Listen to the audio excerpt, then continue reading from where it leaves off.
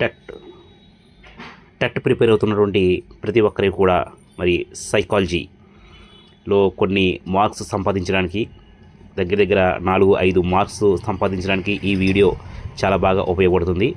ఇందులో ఉండేటువంటి ప్రతి బిట్స్కి వివరణతో పాటు ఎక్స్ప్లెనేషన్ వివరణ ఇవ్వడం జరుగుతుంది.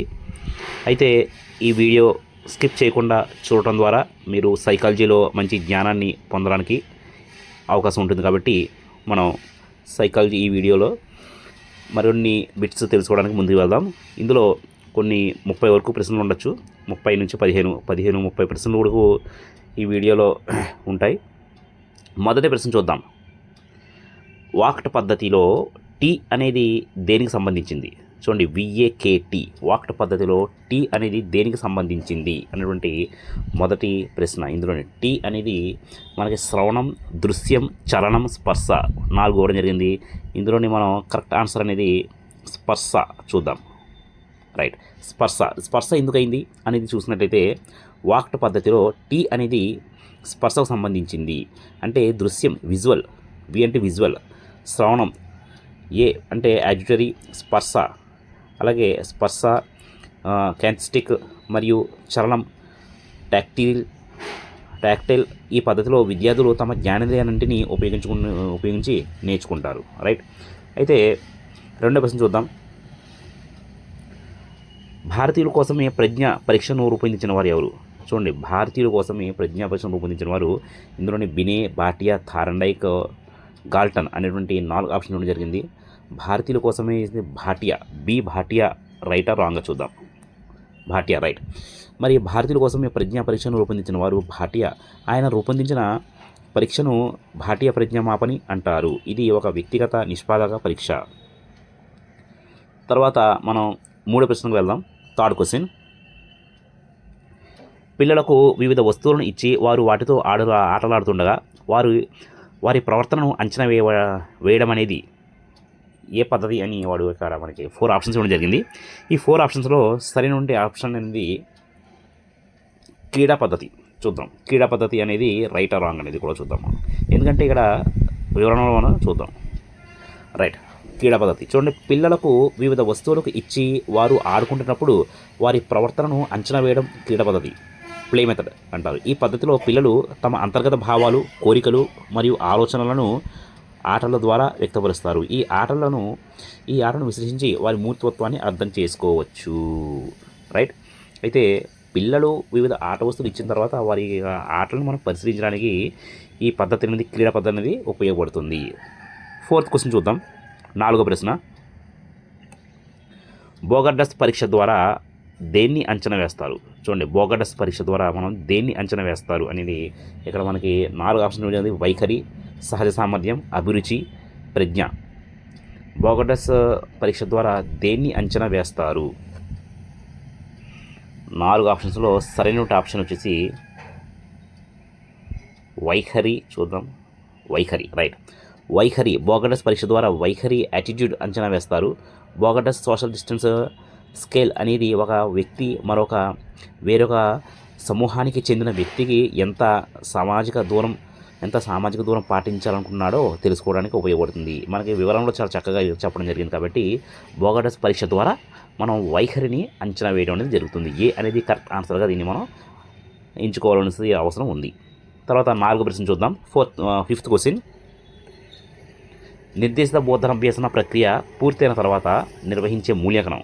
చూడండి, బోధనాభ్యసన పూర్తయిపోయింది, తర్వాత మూల్యాంకనం నిర్వహించాలి. అప్పుడు మనం ఏ మూల్యాంకనం నిర్వహించాలి అంటే నిర్వహణాత్మక మూల్యాంకనం, రూపణ మూల్యాంకనం, లోప నివారణ మూల్యాంకనం, సంకలన మూల్యాంకనం. ఇది ఆప్షన్ ఏ చూద్దాం. ఏ రాంగ్ అయింది. సంకలన మూల్యాంకనం ఎందుకు అయింది అనేది ఒకసారి చూసినట్లయితే, ఒక నిర్దేశిత బోధనాభ్యసన ప్రక్రియ, ఒక పాఠ్యాంశం లేదా ఒక యూనిట్ పూర్తయిన తర్వాత విద్యార్థులు ఎంతవరకు నేర్చుకుంటున్నారో తెలుసుకోవడానికి సంకలన మూల్యాంకనం, సమ్మేటివ్ ఎవాల్యుయేషన్ నిర్వహిస్తారు. ఇది ఒక పాఠ్యకాలం ముగింపులో విద్యార్థులు సాధనను కొలుస్తారు. కాబట్టి మనం సమ్మేటివ్ ఎవాల్యుయేషన్ అనేది బోధన ప్రక్రియ పూర్తయిన తర్వాత ఇయర్ ఎండ్లో ఈ సంకలన మూల్యాంకనం అనేది నిర్వహించడం అనేది జరుగుతుంది. రైట్, తర్వాత 6th క్వశ్చన్ చూద్దాం. 6వ ప్రశ్న. విశ్వనాథ్ పెడగాజీని అద్భుతంగా బోధించగలడు, కానీ తెలుగు బోధించడం రాదు. ఇది ఏది? ఏ భేదం అని మనకి అడుగుతున్నాడు. ఇక్కడ మనకు 4 ఆప్షన్స్ ఇవ్వడం జరిగింది. వ్యక్తింతర్గత భేదం, వ్యక్తింతర భేదం, సహజ భేదం, అభ్యసన భేదం. అయితే ఈ 4 ఆప్షన్లో పెడగాజీని చక్కగా బోధించగలడు, కానీ తెలుగు బోధించడం రాదు. అంటే ఇది వ్యక్తింతర్గత భేదం అనేది ఏ ఆప్షన్ అనేది రైట్ అవ్వచ్చు చూద్దాం. రైట్. వ్యక్తింతర భేదం ఎందుకైంది? ఎక్స్ప్లెనేషన్లో మనం చాలా చక్కగా ఇక్కడ ఇవ్వడం జరిగింది. విశ్వనాథ్ ఒక రంగంలో పెడగాజీ రాణించినప్పటికీ మరొక రంగంలో తెలుగు రాణించలేకపోవడం వ్యక్తింతర్గత భేదం. వ్యక్తింతర్గత భేదం అనేది వ్యక్తిలోని వివిధ సామర్థ్యాలు లేదా ఆసక్తుల మధ్య ఉండే భేదం. కాబట్టి ఇది ఏ అనేది కరెక్ట్ ఆప్షన్గా మనం ఎన్నుకోవడం అనేది అవసరం ఉంది. తర్వాత 7th క్వశ్చన్, 7వ క్వశ్చన్ చూద్దాం. సర్వశక్తుల సమ్మేళనం. చూడండి, సర్వశక్తుల సమ్మేళనం అనేది పెరుగుదల, వికాసం, అభ్యాసనం, పరిపక్వత. ఇక్కడ మనకి 4 ఆప్షన్స్ ఇవ్వడం జరిగింది. సర్వశక్తుల సమ్మేళనం అనేది పెరుగుదల, వికాసం, అభ్యాసనం, పరిపక్వత. ఆప్షన్ ఈజ్ పరిపక్వత కాదు, వికాసం. రైట్, వికాసం. చూడండి, వికాసం ఎందుకైంది ఎక్స్ప్లెనేషన్లో చూద్దాం. సర్వశక్తుల సమ్మేళనం అనేది వికాసం అనేది శారీరక, మానసిక, ఉద్వేగ, సాంఘిక మరియు నైతిక శక్తుల సమ్మేళనం. చూసారా మరి ఇక్కడ ఇది కేవలం శారీరక మార్పులు మాత్రమే కాకుండా ఒక వ్యక్తిలోని అన్ని అంశాలు సమగ్ర అభివృద్ధిని సూచిస్తుంది. ఈ శక్తులన్నీ ఒకదానికొకటి కలిసి పనిచేసి వ్యక్తి యొక్క సమగ్ర అభివృద్ధిని తోడ్పడతాయి. కాబట్టి ఇది సర్వశక్తుల సమ్మేళనం అనేది పరిపక్వత అనేది రాంగ్. వికాసం అనేది సరైన జవాబు. కాబట్టి మనం బి ఆప్షన్ అనేది ఎన్నుకోవాల్సిన అవసరం ఉంది. బి ఆన్సర్, వికాసం ఈజ్ రైట్. తర్వాత శిశు వికాసం సంఘం ఆశించిన విధంగా జరుగుతుంది అనడానికి ఒక ఉదాహరణ. చూడండి, శిశు వికాసము సంఘం ఆశించిన విధంగా జరుగుతుందని ఉదాహరణ ఏంటంటే ఇక్కడ పిల్లలను ఇంగ్లీష్ మీడియంలో చదివించడం, పిల్లలకు విద్య నేర్పకపోవడం, పిల్లలను తెలుగు మీడియంలో చదివించడం. అన్నీ ఇక్కడ మనకి ఆప్షన్ అన్నీ అని చెప్పి కూడా ఒక ఆప్షన్ ఇవ్వడం జరిగింది. ఇది మనం అన్నీ అని పెట్టుకోవాలంటే ఇక్కడ ప్రశ్నసారి చదివితే శిశు వికాసం సంఘం ఆశించిన విధంగా జరుగుతుంది అంటే పిల్లలు ఇంగ్లీష్ మీడియంలో చదివించడం. సంఘం అనేది మనకి ఒక మీడియం కోరుకుంటుంది ఎక్కువగా, ఇంగ్లీష్ అనేది. ఇదే రైట్ అనుకుంటున్నాను. చూద్దాం రైట్ రాంగ్ అనేది. ఏ ఆప్షన్ చూద్దాం. రైట్, పిల్లలను ఇంగ్లీష్ మీడియంలో చదివించడం. చూడండి ఇక్కడ ఎందుకు ఇది అయ్యింది వివరణ ఎక్స్ప్లెనేషన్లో మనం చాలా చక్కగా ఇచ్చాడు. ఎక్స్ప్లెనేషన్ చూద్దాం. పిల్లలను ఇంగ్లీష్ మీడియంలో చదివించడం అనేది సంఘం ఆశించిన విధంగా శిశు వికాసం జరుగుతుందనడానికి ఒక ఉదాహరణ. ప్రస్తుతం సమాజంలో ఆంగ్ల భాషకు ఎక్కువ ప్రాధాన్యత ఉంది. మంచి ఉద్యోగాలు, ఉన్నతమైన జీవితం కోసం పిల్లలను ఆంగ్ల మాధ్యమంలో చదివించడం అనేది సాంఘిక అంచనా. కాబట్టి ఇది ఏ ఆప్షన్ అనేది సరైనటువంటి జవాబుగా మనం దీన్ని ఎంచుకోవాల్సిన అవసరం ఎంతైనా ఉంది. తర్వాత 9వ ప్రశ్న, 9th క్వశ్చన్. ఉపాధ్యాయుడు ప్రజాస్వామ్య విలువలను ఏ రకమైన నాయకత్వంలో పెంపొందిస్తాడు? ఉపాధ్యాయుడు ప్రజాస్వామ్య విలువలను ఏ రకమైన నాయకత్వ బోధనలో అనేది ఇక్కడ మనకి 4 ఆప్షన్ ఇవ్వడం జరిగింది. నిర్దేశిత నాయకత్వం, అనుజ్ఞ నాయకత్వం, సహభోగి నాయకత్వం, సాధుముఖ నాయకత్వం. ఇందులోని సహభోగి నాయకత్వం అనేది రైట్ ఆన్సర్గా మనం ఎన్నుకోవాల్సిన అవసరం ఎంతైనా ఉంది. చూద్దాం ఇది రైట్ రాంగ్ అనేది. Right answer. ఎందుకు ఇది సహభోగి నాయకత్వం అయింది అనేది ఒక వివరణ చూసినట్లయితే ఉపాధ్యాయుడు ప్రజాస్వామ్య విలువలను సహభోగి నాయకత్వం, లీడర్షిప్ పెంపొందిస్తాడు. ఈ నాయకత్వంలో ఉపాధ్యాయుడు మరియు విద్యార్థులు ఇద్దరు నిర్ణయాలు తీసుకోవడంలో పాల్గొంటారు. విద్యార్థులు అభిప్రాయాలను విలువ ఇవ్వడం, వారికి స్వేచ్ఛ ఇవ్వడం, బాధ్యతలకు పంచుకోవడం వంటివి ప్రజాస్వామ్య విలువలకు ప్రతీకగా నిలుస్తాయి. తర్వాత 10th క్వశ్చన్ చూద్దాం. ఇది సి ఆన్సర్, రైట్ ఆన్సర్. 10వ ప్రశ్న చూద్దాం మనం. 10th question. విద్యార్థులలో అంతర్వ్యక్తి సంబంధాలు పెంపొందించడానికి తగిన పద్ధతి ఏది? చూడండి, విద్యార్థులలో అంతర్వ్యక్తి సంబంధాలు పెంపొందించడానికి తగిన పద్ధతి ఇది చర్చ పద్ధతి, ఉపన్యాస ప్రదర్శన పద్ధతి, ప్రాజెక్ట్ పద్ధతి, ఝంకార సమావేశాలు. చూడండి, ఇక్కడ విద్యార్థులలో అంతర్వ్యక్తి సంబంధాలు పెంపొందించడానికి ఇక్కడ ఉపన్యాస ప్రదర్శన పద్ధతి అనేది రైట్ ఆన్సర్ మనం ఎన్నుకోవాల్సిన అవసరం ఎంతైనా ఉంది. చూద్దాం ఇది రైట్ ఆర్ రాంగ్ అనేది. రైట్. ఎందుకు రైట్ అయింది ఎక్స్ప్లెనేషన్ చూద్దాం. ఉపన్యాస ప్రదర్శన పద్ధతి అనేది ఉపాధ్యాయుడు కేవలం విషయాన్ని బోధించే పద్ధతి. ఈ పద్ధతిలో విద్యార్థులలో ఇతరులతో సంభాషించడానికి, పరస్పర చర్యలకు అవకాశం చాలా తక్కువ. కాబట్టి ఇది అంతర్వ్యక్తి సంబంధాలను పెంపొందించడానికి తగిన పద్ధతి కాదు. చర్చా పద్ధతి, ప్రాజెక్ట్ పద్ధతి మరియు ఝంకార సమావేశాలు విద్యార్థులకు పరస్పర చర్యలకు ఎక్కువ అవకాశాన్ని కల్పిస్తాయి. కాబట్టి దీనికి సరైనటువంటి సమాధానం అనేది ఉపన్యాస ప్రదర్శన పద్ధతిగా మనం ఎంచుకోవాల్సిన అవసరం ఎంతైనా ఉంది. ఇప్పుడు మనం 11 క్వశ్చన్లోకి వెళ్దాం. 11వ ప్రశ్న,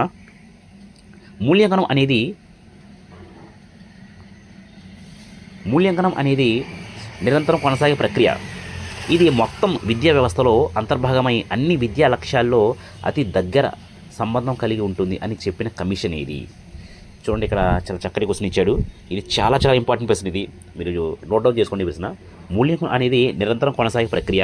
ఇది మొత్తం విద్యా వ్యవస్థలో అంతర్భాగమై అన్ని విద్యా లక్ష్యాల్లో అతి దగ్గర సంబంధం కలిగి ఉంటుంది అని చెప్పింది మనకి రాధాకృష్ణ కమిషన్, అలాగే Mudaliar commission, Kothari commission, Yashpal commission. అంటే ఇది మనం కరెక్ట్ ఆన్సర్ అది కొఠారి కమిషన్ అవ్వచ్చు. చూద్దాం ఇది రైట్ ఆన్సర్ రాంగ్ ఆన్సర్ అనేది. రైట్ ఆన్సర్ ఎందుకు రైట్ అయింది అనేది చూసినట్లయితే, మూల్యాంకనం అనేది నిరంతరం కొనసాగే ప్రక్రియ. ఇది మొత్తం విద్యా వ్యవస్థలో అంతర్భాగమై అన్ని విద్యా లక్ష్యాల్లో అతి దగ్గర సంబంధం కలిగి ఉంటుంది అని చెప్పింది కొఠారి కమిషన్. సి అనేది మనం కరెక్ట్గా ఎన్నుకోవాల్సిన అవసరం ఉంది. తర్వాత క్వశ్చన్ నెంబర్ 12లోకి వెళ్దాం మనం. టెట్ పరీక్ష తేదీ ప్రకటించగానే పరీక్ష రాసే విద్యార్థులు అందరూ కూడా హడావుడిగా పుస్తకాలు పట్టుకొని చదవడం ప్రారంభిస్తారు. ఇందులో పరతంత్ర చదవం ఏది? మనం ఏదైనా ఎగ్జామ్ డేట్ పడినప్పుడు వెంటనే కూడా ముందు ఏమీ చదవకపోవచ్చు. తర్వాత డేట్ అనౌన్స్ చేయగానే హడావుడి మొదలవుతుంది. హడావుడిగా అన్నీ కూడా తెగేస్తూ ఉంటారు. మరి అందులో వాడు అడిగింది ఏంటంటే, అందులో ఉండేటువంటి పరతంత్ర చదవం ఏది అనేది అడిగాడు. చాలా చక్కటి క్వశ్చన్ ఇది. ఇది కూడా నోట్ డౌన్ చేసుకుని, చాలా ఇంపార్టెంట్ క్వశ్చన్. ఇటువంటి క్వశ్చన్ చాలా వస్తూ ఉంటాయి కాబట్టి ఇది విద్యార్థులు చదవడం ఏ, టెట్ పరీక్ష తేదీ, పుస్తకాలు, హడావుడి. ఇందులోని పరతంత్ర చదవం అనేది విద్యార్థులు చదవడం. ఎందుకంటే వాళ్ళలో ఒక విధమైన వికాసం అనేది జరుగుతుంటుంది. ఇక్కడ విద్యార్థులు చదవడం రైట్ ఆర్ రాంగ్ అనేది ఒకసారి చూద్దాం మనం. రైట్ ఆన్సర్ ఎందుకు రైట్ అయింది అనేది ఒకసారి మనం ఎక్స్ప్లెనేషన్లో వివరణలో ఒకసారి చూసినట్లయితే, ప్రయోగ పద్ధతిలో పరతంత్ర చరం అనేది స్వతంత్ర చరం యొక్క ప్రభావం వల్ల మార్పు చెందే చరం. ఈ సందర్భంలో టెట్ పరీక్ష తేదీ స్వతంత్ర చరం ప్రకటించగానే విద్యార్థులు చదువు పరతంత్ర చరం ప్రారంభమవుతుంది. విద్యార్థులు చదువుకోవడం అనేది టెట్ పరీక్ష తేదీ ప్రకటనపై ఆధారపడి ఉంది. కాబట్టి ఇది పరతంత్ర చరం, ఇది ప్రయోగం యొక్క ఫలితాన్ని ఇస్తుంది. కాబట్టి విద్యార్థులు చదవడం అనేది ఏ ఆప్షన్ అనేది మనం సరైనటువంటి జవాబుగా ఎన్నుకోవాల్సిన అవసరం ఉంది. తర్వాత 13వ ప్రశ్న, 13th క్వశ్చన్, విద్యార్థులు సహజంగా ఆట స్థలంలో ఆడుకునేటప్పుడు వారి ప్రవర్తన పరిశీలించడానికి ఏమంటారు? చూడండి, మనకు ప్రశ్నలోనే జవాబు ఇచ్చారు ఇక్కడ.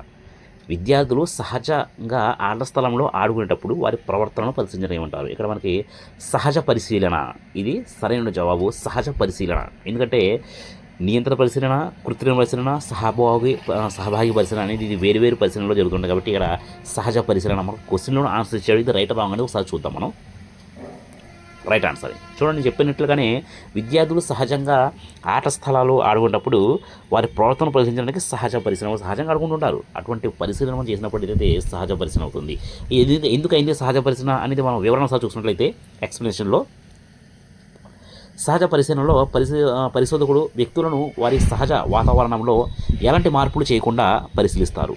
విద్యార్థులు ఆట స్థలంలో ఆడుకునేటప్పుడు వారి ప్రవర్తన గమనించడం అనేది సహజమైన వాతావరణంలో జరుగుతుంది. కాబట్టి ఇది సహజమైన పరిశీలన. సరైనటువంటి జవాబు ఇది బి ఆప్షన్ అనేది ఎన్నుకోవాల్సిన అవసరం ఎంతైనా ఉంది.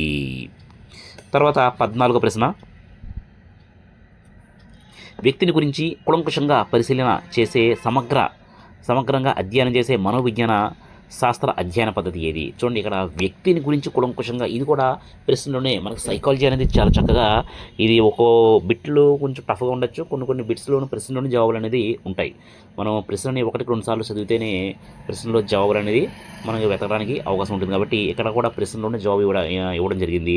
మనం దాన్ని నిశ్చితంగా పరిశీలన చేయాలి. చూద్దాం అది ఏంటంటే, వ్యక్తిని గురించి కూలంకషంగా పరిశీలన చేసి సమగ్రంగా అధ్యయనం చేసి మనోవిజ్ఞాన శాస్త్ర అధ్యయన పద్ధతి ఏది అని అడిగాడు. ఇక్కడ వ్యక్తి అధ్యయన పద్ధతి, ఇది రైట్ ఆన్సర్ అనేది వ్యక్తి అధ్యయన పద్ధతి అని నేను అనుకుంటున్నాను. ఇది రైట్ ఆర్ రాంగ్ అనేది ఒకసారి మనం పరిశీలన చేద్దాం. Right answer. చూద్దాం, చెప్పినట్టుగానే ఇక్కడ ప్రశ్నలోనే జవాబు అనేది ఇవ్వడం జరిగింది. వ్యక్తిని గురించి కూలంకషంగా పరిశీలన చేసే పద్ధతి అనేది వ్యక్తి అధ్యయన పద్ధతి. ఎందుకు వ్యక్తి అధ్యయన పద్ధతి అయ్యింది ఇది? ఎక్స్ప్లెనేషన్లో ఒకసారి చూసినట్లయితే మనం వివరణ వ్యక్తి అధ్యయన పద్ధతి కేస్ స్టడీ అనేది ఒక వ్యక్తి యొక్క జీవితం, ప్రవర్తన, లక్షణాలు, సమస్యలు, గత చరిత్ర వంటి అనేక విషయాలను లోతుగా కూలంకషంగా అధ్యయనం చేసి సమాచారాన్ని నమోదు చేసి విశ్లేషించే పద్ధతి. ఇది ఆ వ్యక్తి యొక్క సమస్యలు పరిష్కారాలు కనుగొనడానికి సహాయపడుతుంది. ఈ పద్ధతి సమగ్రమైన సమాచారాన్ని కూడా అందిస్తుంది. కాబట్టి వ్యక్తి అధ్యయన పద్ధతి అనేది సరైనటువంటి జవాబుగా ఎన్నుకోవాల్సిన అవసరం ఎంతైనా ఉంది. రైట్. తర్వాత 15వ ప్రశ్న చూద్దాం మనం. 15th question. జాతీయ మానవ హక్కుల కమిషన్ అధ్యక్షులుగా ఎవరు నిర్వహిస్తారు? చూడండి, ఇక్కడ మనకు 4 ఆప్షన్ ఇవ్వడం జరిగింది. విద్యాశాఖ మంత్రి, సుప్రీంకోర్టు ప్రస్తుత న్యాయమూర్తి, హైకోర్టు మాజీ ప్రధాన న్యాయమూర్తి, సుప్రీంకోర్టు మాజీ ప్రధాన న్యాయమూర్తి. ఇక్కడ జాతీయ మానవ హక్కుల కమిషన్ అధ్యక్షులుగా ఎవరు నిర్వహిస్తారంటే ఇక్కడ మనం ఏ ఆప్షన్ సుప్రీంకోర్టు మాజీ ప్రధాన న్యాయమూర్తి అనేది ఎన్నుకోవాల్సిన అవసరం ఉంది. చూద్దాం ఇది రైట్ ఆర్ రాంగ్ అనేది. Right answer. జాతీయ మానవ హక్కుల కమిషన్ అధ్యక్షులుగా సుప్రీంకోర్టు మాజీ ప్రధాన న్యాయమూర్తి వ్యవహరిస్తారు అనేది ఇది రైట్ ఆన్సర్గా మనకి ఇవ్వడం జరిగింది. కాబట్టి ఏ ఆప్షన్ అనేది ఎన్నుకోవాలి. తర్వాత 16వ ప్రశ్న.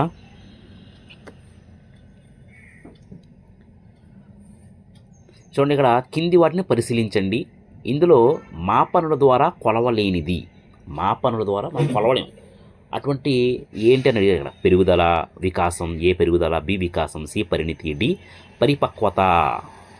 వికాసం వీటిలో సాధారణ మాపన ద్వారా కొలవలేనిది అన్నాడు. అంటే ఇక్కడ మనం కొలవలేను. ఇప్పుడు కూడా అది పెరుగుతుంటుంది, ఒక దశలో తగ్గుతుండొచ్చు, ఒక దశలో పెరుగుతుండొచ్చు, అది ఎలాగా నిరంతరం జరుగుతుండొచ్చు. అటువంటిది ఏది అంటే ఇక్కడ పెరుగుదల కాదు,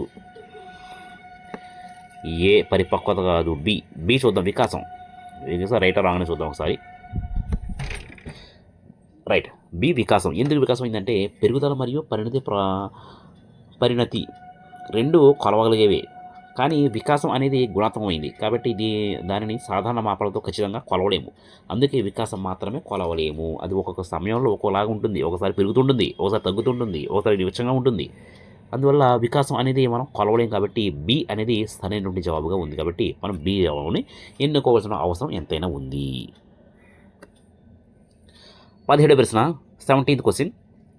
అభ్యసన ప్రక్రియకు సంబంధించి కింది వాటిలో అత్యుత్తమైనది ఏది?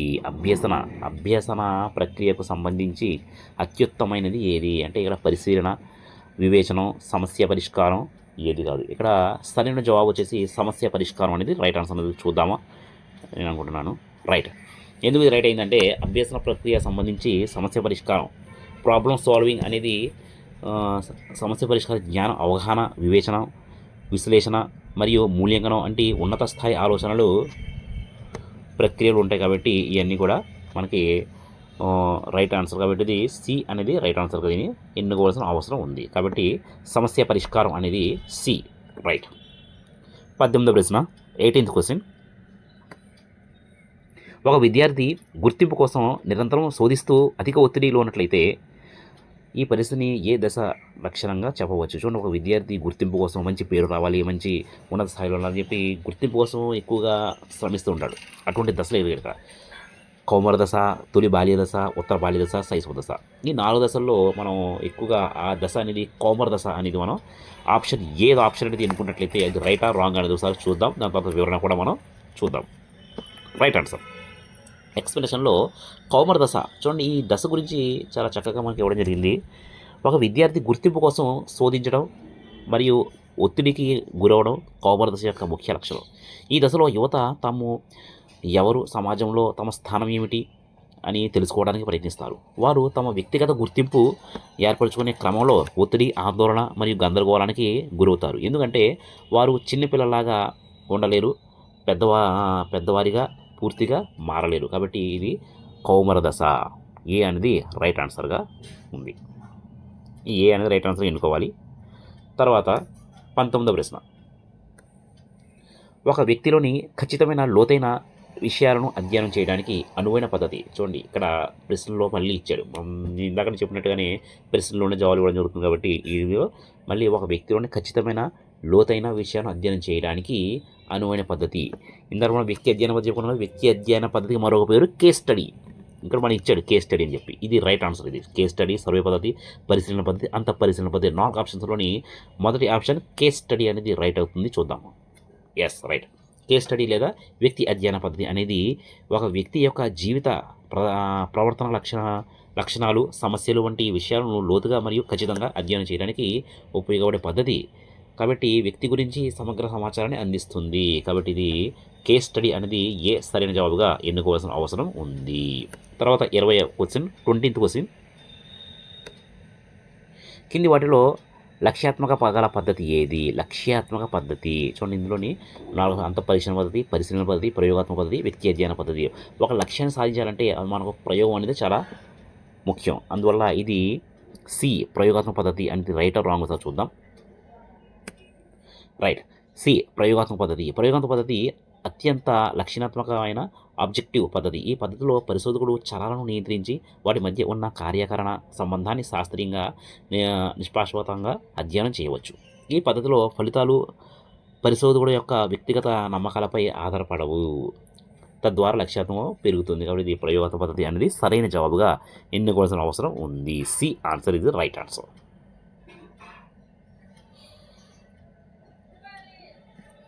21వ క్వశ్చన్, 21 క్వశ్చన్.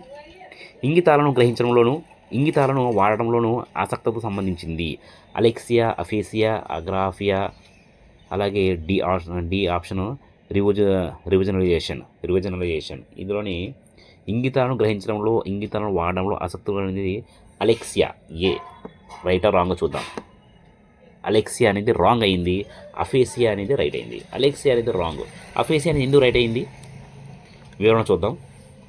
చూడండి, ఇంగితాలను గ్రహించడంలో మరియు వాటిని ఉపయోగించడంలో ఉండే అసక్తత అఫేసియా అనేది కేవలం మాటలకే పరిమితం కాదు, ఇది భాష యొక్క అన్ని రూపాలకు ప్రభావితం చేస్తుంది. ఇందులో సంజ్ఞలు మరియు ఇంగితాలను కూడా ఉంటాయి. మెదడులోని భాషా కేంద్రాలకు గాయం అయినప్పుడు ఈ సమస్య సంభవిస్తుంది. కాబట్టి ఇది అఫేసియా. బి ఆన్సర్ అనేది రైట్ ఆన్సర్. ఏ ఆన్సర్ ఇది రాంగ్ ఆన్సర్. కాబట్టి మనం బి ఆప్షన్ని ఎన్నుకోవాల్సిన అవసరం ఉంది. 22వ ప్రశ్న. పాఠ్య పథకంలో ఉన్మీకరణం అనే సోపానం ఈ క్రింది కృత్యాల్లో చెందుతుంది. చూడండి, ఉన్మీకరణం చేస్తున్నప్పుడు అది ఏ సోపానం అని అడిగాడు. ప్రదర్శన కృత్యం, అభివృద్ధి కృత్యం, సమ్మిళిత కృత్యం, ప్రారంభ కృత్యం. చూడండి, ఉన్మీకరణ అనేది మనం తరగతి గదిలో వెళ్ళినప్పుడు స్టార్టింగ్లోనే చేస్తాం, క్వశ్చన్ అడుగుతాం పిల్లలకి. అది ఇక్కడ ప్రారంభ కృత్యం డి అవుతుంది. చూద్దాం, D right wrong. D option చూద్దాం. Right answer. పాఠ్య పథకంలో ఉన్మీకరణ అనేది పాఠం ప్రారంభంలో ఒక ముఖ్యమైన సోపానం. ఈ దశలో ఉపాధ్యాయుడు విద్యార్థులను పాఠానికి సిద్ధం చేస్తారు, వారి పూర్వజ్ఞానాన్ని పరిశీలన చేస్తారు మరియు పాఠం పట్ల ఆసక్తిని పెంచుతారు. కాబట్టి ఇది ఒక ప్రారంభ కృత్యంగా, ఇంటరాక్టివ్ యాక్టివిటీగా మనం దీన్ని గుర్తించవలసిన అవసరం ఉంది. కాబట్టి ఇది డి ఆన్సర్ ఇది రైట్ ఆన్సర్. తర్వాత 23వ క్వశ్చన్, 23rd క్వశ్చన్. కింది వాటిలో సూక్ష్మ బోధనలో ఉపయోగించే నైపుణ్యం. సూక్ష్మ బోధనలో లిజనింగ్, రీడింగ్, క్వశ్చనింగ్, రైటింగ్. మనకి 4 ఆప్షన్లు ఇంగ్లీష్ ఇవ్వడం జరిగింది. ఇందులోని సూక్ష్మ బోధన అంటే ప్రశ్నించడం అంటే క్వశ్చనింగ్. ఇది రైట్ ఆర్ రాంగ్ అనేది చూద్దాం. Yes, right. సూక్ష్మ బోధనలో మైక్రో టీచింగ్ అనేది ఒక నిర్దిష్ట బోధన నైపుణ్యాన్ని సాధన చేయడానికి ఉద్దేశించబడిన ఒక ప్రక్రియ. కాబట్టి ఈ ప్రక్రియలో ముఖ్యమైన బోధన నైపుణ్యం, దీనిని తరచుగా సూక్ష్మ బోధనలో సాధన చేస్తారు. కాబట్టి ఇది విద్యార్థుల ఆలోచన సామర్థ్యాన్ని ప్రోత్సహిస్తుంది. C answer right answer. తర్వాత 24th క్వశ్చన్, 24వ ప్రశ్న. ఒక విద్యార్థికి గణితంలో 100, ఆంగ్లంలో 35, తెలుగులో 60, సాంఘిక శాస్త్రంలో 83 మార్కులు వచ్చాయి. ఒక్కో సబ్జెక్టులో ఒక్కో రకంగా మార్కులు వచ్చాయి. దీనికి కారణం ఏంటి అంటే వ్యక్తింతర భేదాలు, వ్యక్తంతర్గత భేదాలు, వైయక్తిక భేదాలు అన్నీ. ఇక్కడ 4 ఆప్షన్ ఇవ్వడం జరిగింది. ఇందులోని అన్నీ అనేది ఆప్షన్ రాదు. కాబట్టి మనం వ్యక్తంతర్గత భేదాలు అంటే బి అనేది రైట్ ఆన్సర్ అవ్వచ్చు. చూద్దాం. ఎస్, ఒక్కో విద్యార్థికి ఒక్కో సబ్జెక్టులో ఒక్కో రకంగా మార్కులు రావడానికి కారణం వ్యక్తంతర్గత భేదాలు. వ్యక్తింతర భేదం అంటే ఒక వ్యక్తిలోని వివిధ సామర్థ్యాలు లేదా ఆసక్తుల మధ్య ఉండే భేదం. ఇక్కడ విద్యార్థికి గణితంపై ఎక్కువ సామర్థ్యం, ఆంగ్లంపై తక్కువ సామర్థ్యం ఉండడం. కాబట్టి బి ఆన్సర్ ఇది రైట్ ఆన్సర్గా చూస్ చేసుకునే అవసరం ఎంతైనా ఉంది. 25వ క్వశ్చన్, 25th క్వశ్చన్. సీత రాసిన సమాధాన పత్రాన్ని ముగ్గురు ఉపాధ్యాయులు దిద్దినప్పటికీ ఆ విద్యార్థికి వేర్వేరు మార్కులు వచ్చాయి. ఆ విద్యార్థికి ఇచ్చిన ప్రశ్నపత్రాన్ని ఉన్న లక్షణం ఏంటి? వ్యక్తి నిష్ఠత, వస్తునిష్ఠత, సప్రమాణత, విశ్వసనీయత. ఇది వ్యక్తి నిష్ఠత. ఏ ఆన్సర్ అనేది రైట్ ఆన్సర్ అవ్వచ్చు చూద్దాం.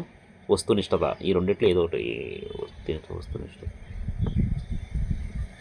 ఎస్, ఏ ఆన్సర్ ఇది రైట్.